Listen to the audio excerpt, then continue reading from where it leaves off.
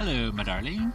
I know I'm a terrible, keep in toucher person, and that sucks, but, life is busy, busy, busy. So, I had this brilliant idea.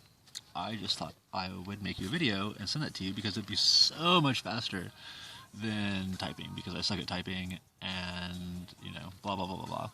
It's a lot easier to transmit information just saying blah, blah, blah, than going... So as you can see, I'm in my tent, basically unloading all kinds of laundry. God, I don't even know, where... So when last we chatted, let's see, in June was when my friend got drunk and drove us to the telephone pole. In July was when I got abandoned in Bakersfield with nothing but the shirt on my back. And in August... late August, this girl Jessica, who was one of my friends that abandoned me back in July, or not abandoned, but turned her back on me kind of in July. I thought it was all just Mercury retrograde. She got, somebody fucking hit her and just drove off. And, because she'd been such a cunt, I was kind of like, karma, bitch, but, ostensibly I thought we were still friends because, I have no other reason to believe otherwise. We still hung out and shit. So, anyway, right about that time, just about a week after that happened, Sina, my sister and bestie and fellow trans woman, did something to herself to make convince the cops that I had beat her. So I got arrested for aggravated battery, basically, and shipped off to this fucking prison down the hill, except their West Valley Detention Center. Obviously I hadn't done anything. And so the very next day, they made me go all the way down there, go through the rigmarole getting booked. Basically, I ate dinner, fell asleep, woke up at the ass crack of dawn because they'd fucked up my fingerprints or something. And then went back to sleep, and then they woke me up to bring me back up to Joshua Tree for my arraignment, but nothing was ever filed. So I basically slept all day in a jail cell in Joshua Tree, only to be carted all the way back down to West Valley Detention Center in Rancho Cucamonga and released at midnight when nobody was answering the phone. And, no one really even knew I was in jail, so that was a fucking bitch. And they wouldn't give me my medicines, my meds for 2 days, even though I had them on my person. And so I had all this fucking testosterone just and fuck if I was just gonna sit around for God knows how long waiting for somebody to check their messages. So I started walking, and I kept walking for 12 hours. And I walked all the way through Rancho Cucamonga and Fontana and Rialto and most of San Bernardino. I was basically heading to Desert Hot Springs, where my aunt and uncle live. And I have no idea what this is doing in here. Must be Betty's. Anyway, 12 straight hours of walking. I got propositioned for sex 3 times and offered meth once. Or maybe they were asking me for it, I don't fucking know. I just kind of kept my head down and kept pushing my shopping cart. So that was fun. So where was it? Oh yeah, so that happened, right? And then I get out of jail only to find out that now there's this rumor going around that I'm under suspicion for the attempted murder of Jessica, as if, I were the one who ran her over. Now, with what fucking car, don't ask me. But, that was a scuttlebutt around the precinct, or Instagram, or whatever. And, I didn't really think anything of it. I thought it was actually Cena spreading more lies, because, after her unsuccessful attempt to get me fucking thrown behind bars, I thought she was just making more shit up. But as it turns out, around this time also, Harlan, the guy who abandoned me in Bakersfield, was trying to come out of his fucking fuzzy, wuzzy, whatever, because the guy who abandoned me got in a wreck right after he abandoned me. It was some serious hand of God shit. I don't know if I brought that up before. And so, basically, he went to visit Jessica while she was in the hospital to try to put the pieces together, because his dad has constructed this bizarre conspiracy theory that Like, Richard and Harlan and Jessica were all my victims. That, like, I drugged them and then stuff. It doesn't really make a lot of coherent sense when you try to put it all together. But somehow this guy's absolutely fucking convinced and is, like, hell-bent on fucking up my shit because, I don't know, he's a fucking acid casualty of some fucking war. He's always like, I'm a Marine, you don't know who you're fucking with. I'm just like, and then every time I ask him to fucking meet me in person and fucking, you know, man up, nothing.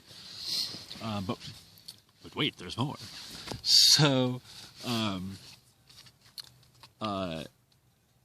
time goes by, and the worst fucking thing about all this is that, or from my perspective, is that, honestly, I was happy to be in Bakersfield. It was actually a really cool fucking town. I could totally fucking kick it there. It almost felt like I was supposed to stay there.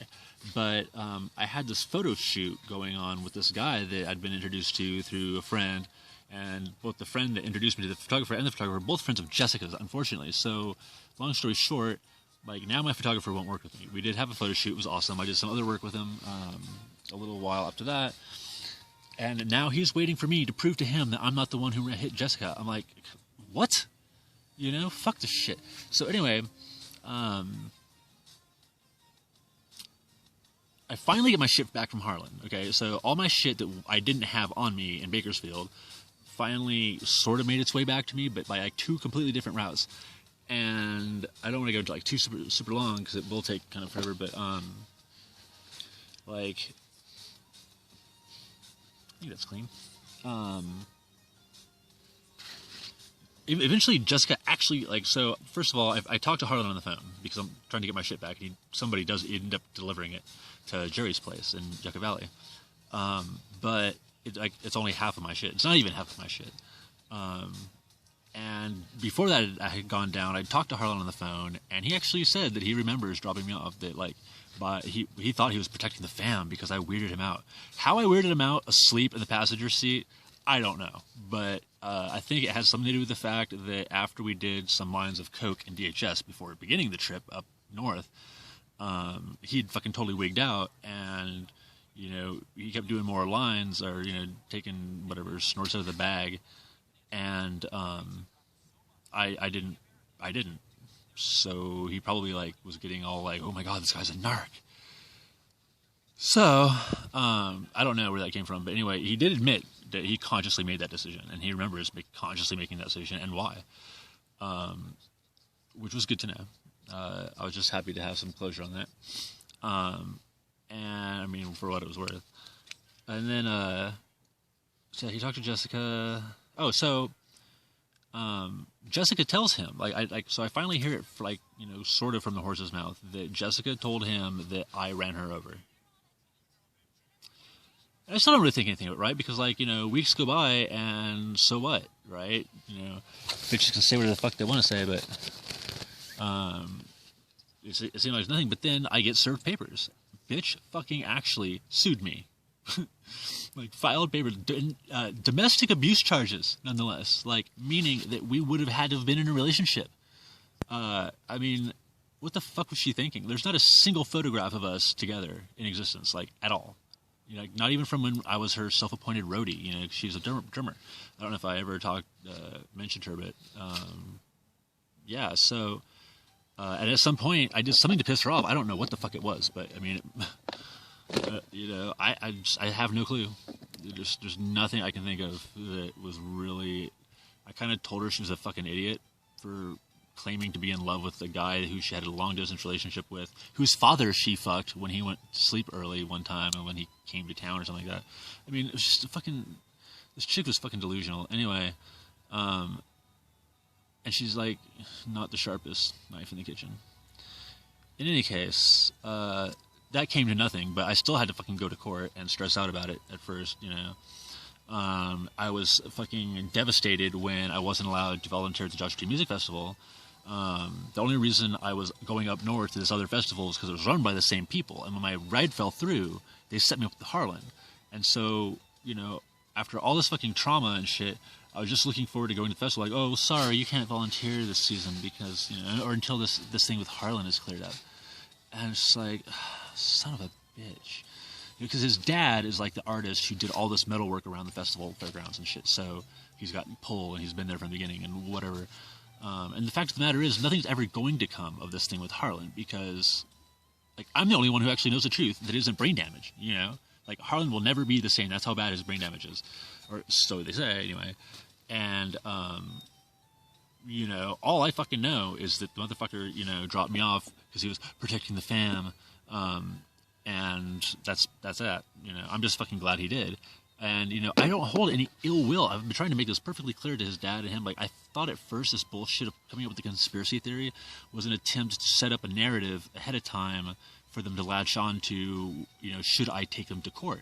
But, you know, I've been telling him from the get-go, like, don't worry about it. Like, I had a great time, like a revelatory experience in Bakersfield. I mean, that's kind of the origin, more or less, of, like, why I'm in a tent right now. You know, all my friends turning on me, and Richard and I are still okay, but, you know, it was rocky there for a minute. But, you know, I was like, fuck this. Like, why do I have these friends? And, you know, I don't have a job. I don't have anything to do. Why not just fucking go squat in this fucking cabin up on the mesa that's, like, gorgeous. I mean, the house is fucking run down to shit, but the view is impeccable. The sunsets. Anyway, so I did that for a minute, but not as fast as I meant to. You know, I should have gotten back in Bakersfield, just fucking gone right up there. But instead I lolly-dotty-dod because I just have this obsession with, like, making good with people, you know.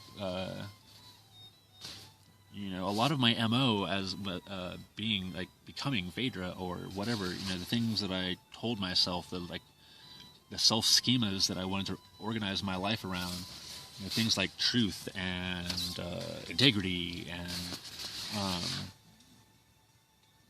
whatnot, you know, catchphrases that I sort of had, like my friendship comes with a lifetime guarantee, which I've had to revoke. You know, I mean, it will, you know, if you're not a psycho bitch who either frames me and gets me arrested or tries to fucking sue me for shit I didn't fucking do. So that was actually kind of funny. I didn't have to do a thing in court, you know, really. I was just like, the burden of proof is on her, right? Okay. And I just sat there, and the judge asked her a bunch of questions, and since she didn't have any proof, and she didn't have any witnesses, he just fucking said, no, you don't get a restraining order, and you don't get $3,000. Take that, Jessica. You know, and when I walked up, the fucking freaky thing is, like, so I walk up to her after the hearing or whatever, and I'm like, and I mean, this is totally childish. I actually said this. I'm like, nice try, liar face. And she's like, get away from me, like, acted like she was scared or something. And I'm like, you can drop the act, bitch. You know, I mean, who the fuck, you know, is watching us right now? You really think that, like, you need to perform for the cameras or something? No one gives a shit. But anyway, yeah, so that was all fucked. Like, everything's been fucked. Hopefully, the worst is over. I've been having fun with my little camp, and I've taken a whole bunch of videos. See, this is 13 minutes. I hope this isn't too big of a file to send to you. But obviously, if you get it, it wasn't. But I've taken, like, random videos of just shit that I do around that, and I've got, like, my pen pals and stuff.